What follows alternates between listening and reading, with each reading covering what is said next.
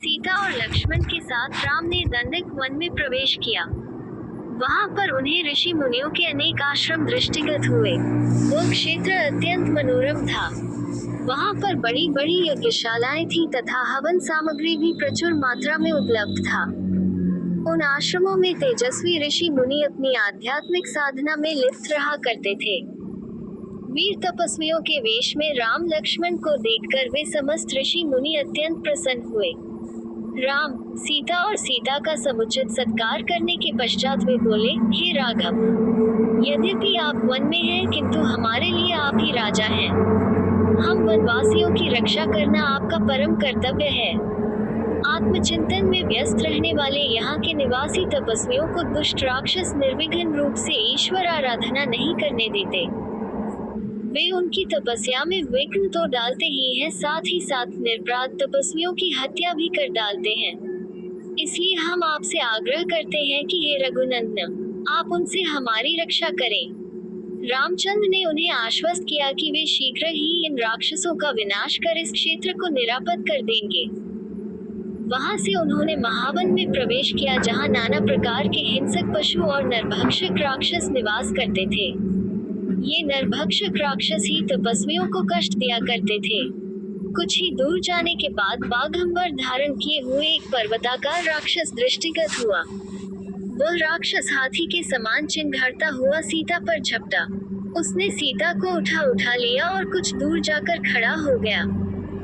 उसने राम और लक्ष्मण को संबोधित करते हुए कहा, तुम धनुष बाण लेकर दंडक वन में घुस आए हो। ऐसा प्रतीत होता है कि तुम्हारी मृत्यु निकट आ गई है। तुम दोनों कौन हो? क्या तुमने मेरा नाम नहीं सुना?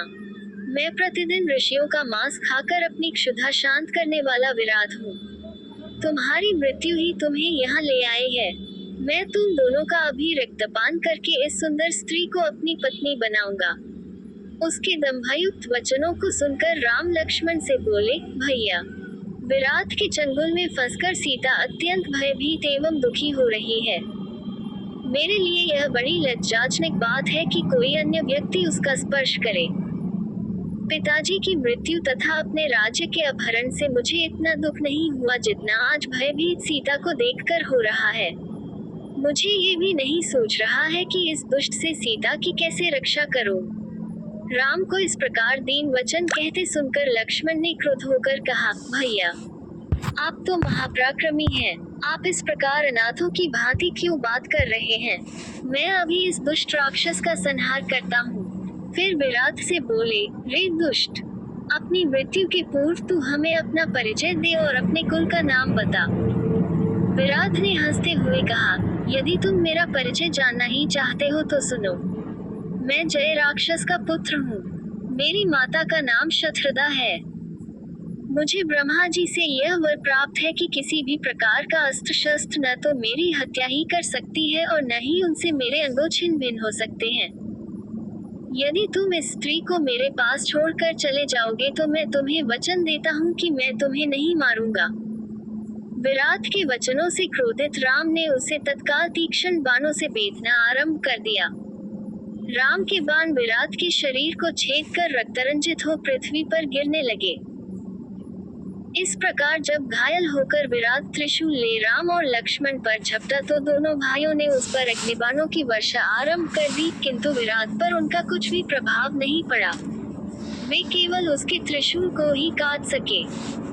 फिर जब भयंकर तलवारों से दोनों भाइयों ने उस पर आक्रमण किया तो वह सीता को छोड़ राम और लक्ष्मण को दोनों भुजाओं में पकड़कर आकाशमार्ग से उड़ चला। राम ने लक्ष्मण से कहा, भाई, हमें जिस ओर यह राक्षस ले जा रहा है, बिना विरोध के हमें उधर ही चले जाना चाहिए। यही हमारे लिए उचित है। विराट द्वारा राम लक्ष्मण को ले जाते देख सीता विलाप करके कहने लगी, हे राक्षस राज, इन दोनों भाइयों को छोड़ दो। मैं तुमसे प्रार्थना करती हूँ। सीता के आर्तनाद करने पर क्रोधित होकर दोनों भाइयों ने विराट की एक एक बाह मरोड़ कर तोड़ डाली। वह मूर्छित होकर पृथ्वी पर गिर पड़ा। लक्ष्मण उसे सचेत कर के बार बार उठा कर पटकने लगे। वह घायल होकर चीत्कार करने लगा। तभी राम बोले, लक्ष्मण, वरदान के कारण ये दुष्ट मर नहीं सकता। इसलिए यही उचित है कि हमें भूमि में गड्ढा खोदकर इसे बहुत गहराई में गाड़ देना चाहिए। लक्ष्मण गड्ढा खोदने लगे और राम विराट की गर्दन पर पैर रखकर खड़े हो गए। तब विराट बोला, प्रभु, वास्तव में मैं तुम्बुरु नाम गंधर्व हूँ। कुबेर ने मुझे राक्षस होने का शाप दिया था। मैं शाप कारण राक्षस हो गया था। आज आपकी कृपा से मुझे उस शाप से मुक्ति मिल रही है। राम और लक्ष्मण ने उसे उठाकर गड्ढे में डाल दिया और गड्ढे को पत्थर आदि से पाट किया। सारा वन प्रांत उसके आर्तनाद से गूंज उठा।